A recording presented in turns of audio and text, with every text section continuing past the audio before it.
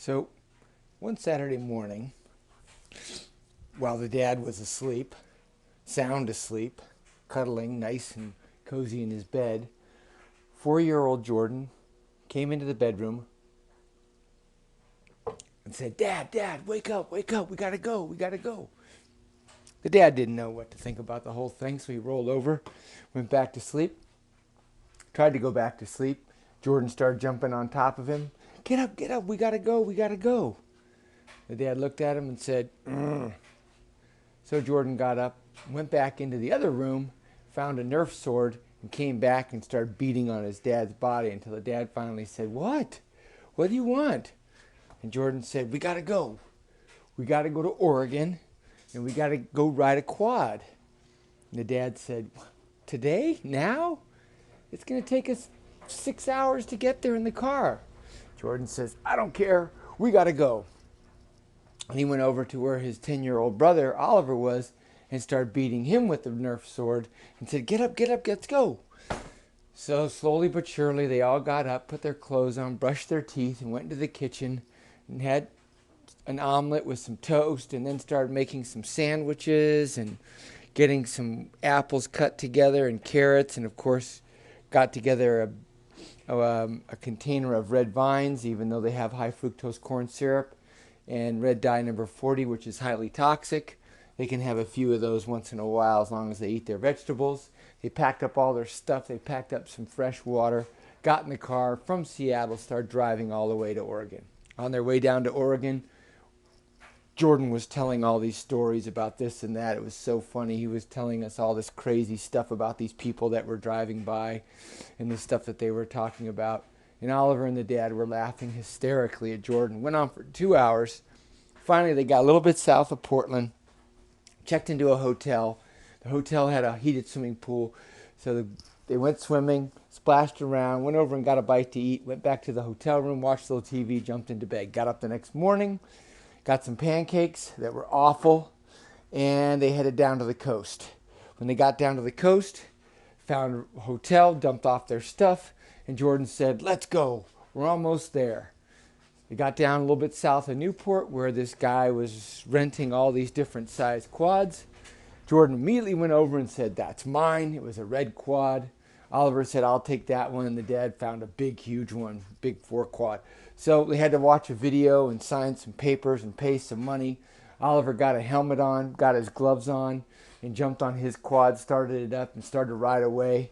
Jordan got his helmet and gloves on, got on his quad, and he started to ride away a little bit slower, and the dad got in the big, huge quad, which was probably the slowest, and they started to ride down this trail down by the ocean. A little while later, Oliver came back and said, This quad is terrible. It goes boom, boom, boom, boom, boom, boom, boom. And the dad said, You want to ride with me? And he said, Sure.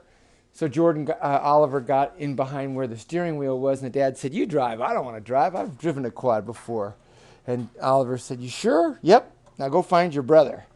So Oliver got behind the steering wheel, this big, huge quad, and started driving in, looking for Jordan everywhere. And they were in this big, thick forest, and the trail was bumpy and sandy, and they kept getting stuck, and they were looking all over the place. They couldn't find Jordan.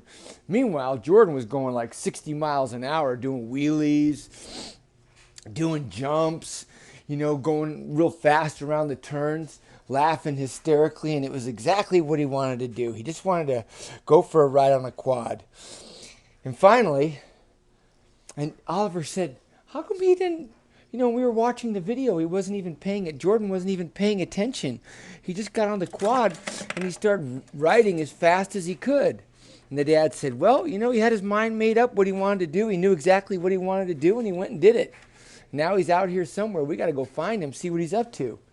So they got out to the sand dunes where it's just pure sand, super soft, and you can go as fast as you want, but it's really hard to see because the sand is all white like snow. And Oliver was looking all over the place for Jordan. Meanwhile, Jordan was going like 100 miles an hour, jumping up and over these mountains and going around these turns, cracking himself up, making himself laugh so hard. He was having a ton of fun. And then he found a pond. There was a pond over where the sand dunes were meeting up against the forest. And Jordan rode his quad over there, and he kind of rode a little bit quietly, and he got over there, and he parked, and he looked at this beautiful little pond. It had plants around it and trees. It was really pretty. He liked it. And sitting on a rock was this big, huge bullfrog. And Jordan looked at the bullfrog, and the bullfrog looked at 4-year-old Jordan. And Jordan was looking at it like he recognized this big bullfrog. This was a big bullfrog, like the size of a football. And the bullfrog looked at the pond, and then the bullfrog looked at Jordan. And pretty soon, Jordan started to wonder, and the bullfrog said, "Hey, what's going on?" And Jordan looked around and said, "What?" And the bullfrog said, "What's going on, man? What are you doing? Why are you staring at me like that?" And Jordan said, "Wait, you're a bullfrog. Are you talking to me?" And the bullfrog said, "Look around you, man. Nobody else is talking to you. What are you doing here? What can I do for you? You need to get your motorcycle out of here and go ride your motorcycle and get out of here. We're just chilling out over here." And Jordan says, "We?" And the bullfrog says, "Yeah, we, man, we." And then Jordan says, "I only see you." And so the bullfrog whistles, and all these bullfrogs start coming out of the forest. And they jump in the pond and start swimming, and some of them go over where Jordan's sitting on his quad, and they jump on his quad and start looking at him, and he's looking at them, and all they're green and gray and green and all these pretty colors of blue and whatnot. And they all start chattering at Jordan. "What's your name? Where you came from? What are you doing?" Blah, blah, blah. Jordan was just like, "This is unbelievable." And then one of the bullfrogs says, "Hey, man, will you take me for a ride on your motorcycle?" And Jordan was like, "Really?" He's like, "Yeah, take me for a ride on your motorcycle." And then a couple other frogs were like, "Me too, me too." So he's like, "All right." So all these frogs jumped up and got on the back of the motorcycle where Jordan was sitting on the back seat. And he's like, "Can you guys hold on tight? Because this thing kind of goes fast." And they were like, "Yeah, let's go." So Jordan started his quad and started going kind of slow down the path. And they were like, "Faster, faster." And one bullfrog jumped up on top of his helmet, and he had one on each of his shoulders. One was sitting in his lap. There was two behind him. One was sitting on the fender. And they were like, "Come on, man, let's go, let's go." Jordan started going super fast, and they were cheering him on. "Yeah, yeah." He started doing jumps and wheelies. Bullfrogs were going crazy. "This is fantastic. Go faster and faster." And they're driving down the road, and all of a sudden, there's this pink bullfrog on the side of the road. And so one bullfrog's like, "Stop! Stop immediately." Jordan grabs the brake and brings the quad to a stop. He's like, "What?" He's like, "That's a girl bullfrog." And Jordan's like, "Okay." And the girl bullfrog hops over and says, "Hey guys, what's going on?" The boys were like, "Hey, we're just riding around this motorcycle." And she's like, "Wow, can I go for a ride?" And they were like, "Yeah, I don't know where you can fit." And Jordan's like, "Come on over here. I'll put you right over here, right on the speedometer. You can sit right here." And she's like, "Cool." So they start riding around, and now she's laughing and screaming. She's like, "Let's go get all my friends." And they're like, "You have friends?" And she's like, "Yeah, I got tons of friends." So they go over to this other pond. And over at this other pond, here they are, all these pink bullfrogs. They're talking and singing and playing and splashing around. All these boy bullfrogs that are with Jordan, they're looking over and they're like, "What in the world?" So they jump off and they go over, and the girls are like, "Whoa, boys are here." So they all start talking, laughing, sharing stories and whatnot. And this one bullfrog comes over and says to Jordan, says, "Hey, there's a girl bullfrog over here that said she used to be a princess.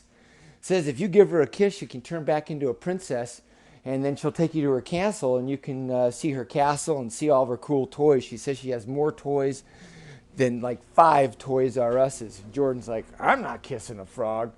And the bullfrog was like, "Oh, come on, bro. Go kiss the frog and go check it out, man." So he's like, he walks over, and she's like, "Hi." And he's like, "Hi."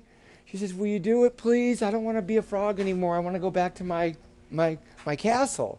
And Jordan's like, "Really? Are you just teasing me? I've heard all these stories." And no, she's like, "No, no, no. Come on, man. Seriously."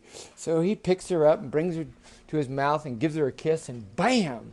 She turns into this princess, dressed in all pink, and she got a crown on. And she said, "See?" And she said, "Can you give me a ride back home?" "Sure." So she gets on the back, and Jordan says to all the boy frogs, "Hey, can you guys get back to the other pond?" And they said, "Yeah, we can get back to the pond. Don't worry about us. Go have fun with the princess." So Jordan, the princess, she's like, let's go. This is going to be awesome. He starts blazing his way back through the trail, back to where he came to go find his dad and Oliver. He's coming up. Next thing you know, he does some jumps and he's up in the air and whatnot. And he sees his dad and Oliver. And they ride over and his dad and Oliver pull up and he pulls up and his brother's like, where did you get the Barbie doll? And she's like, I'm not a Barbie doll, bro. Don't call me a Barbie doll. I'm a real princess. And Oliver's like, what happened? And now Jordan's like, I got to tell you later. But anyway, there's a bunch of frogs over there. And the boy frogs went to go see the girl frogs. And Oliver's like, you got frogs for motorcycle rides? What are you talking about? Oh, Jordan said, forget it. I don't want to tell you, but she was a frog 5 minutes ago, and she said, if you kiss me, I'll turn into a princess, take you to my castle. And the dad's like, what? You can't go to her castle. Anyway, she said, just come with me, you guys. I'll show you my castle. So they go blazing across the sand dunes, and they go, there was the area where the cars were parked. They were riding by there, and she goes, just go right past it. Just keep going. And the dad's like, there's no castles around here. And she's like, just trust me on this, please. So they ride past the place where the motorcycles are, and it comes over this big, huge mountain and over the backside. And on the backside is this huge castle. And the castle's beautiful. And they pull up and they're like, what? This is a real castle. And she's like, I told you. She walks up to where the drawbridge is and she yells up to the guards, guards, I'm back. I'm finally back. And the guards are like, oh my God, the princess is back. Drop the gate. They drop the gate and all these people come running out, hugging the princess. Where have you been? She's like, oh, it was just, I just went out and... Oh, what's the story? Anyway, there was a boy, and he said, if you kiss me, I'll turn into he said, if you kiss me, anyway, I kissed him, and I turned into a frog, and I was stuck until Jordan came over, and Jordan actually kissed me, and they were like, you've been gone for like years. And she said, let's have a big party for Jordan and his brother Oliver and his dad. So the brother and the Oliver and dad walk up, and they see this castle, and it's like, looks like it's made of bubble gum and chocolate and, nerds and red vines. And she's like, go ahead and have a bite, you guys. It's completely edible. And they're like, we don't want to ruin it. It's like, no. We got people that fix that stuff. And so the boys ran over and just started eating this castle, and it was delicious. And then she was like, come on inside. They went inside the castle, and the castle had all these beautiful swimming pools with waterfalls and kids riding around on bicycles through the castle. It wasn't like a stuffy, boring castle with a bunch of art and everybody being quiet. It was like a playground, and there were toys everywhere. And Oliver and Jordan were like, what? And then Jordan said, do we ever have to go home? And the dad was like, well, no, if you guys want to stay here. And they were like, well, yeah. Anyway, they ended up staying there for days and days, weeks and weeks, months and months, years and years. And they all lived happily ever after. And that is the story of why you always want to make sure you kiss a bullfrog when it asks you to. The end.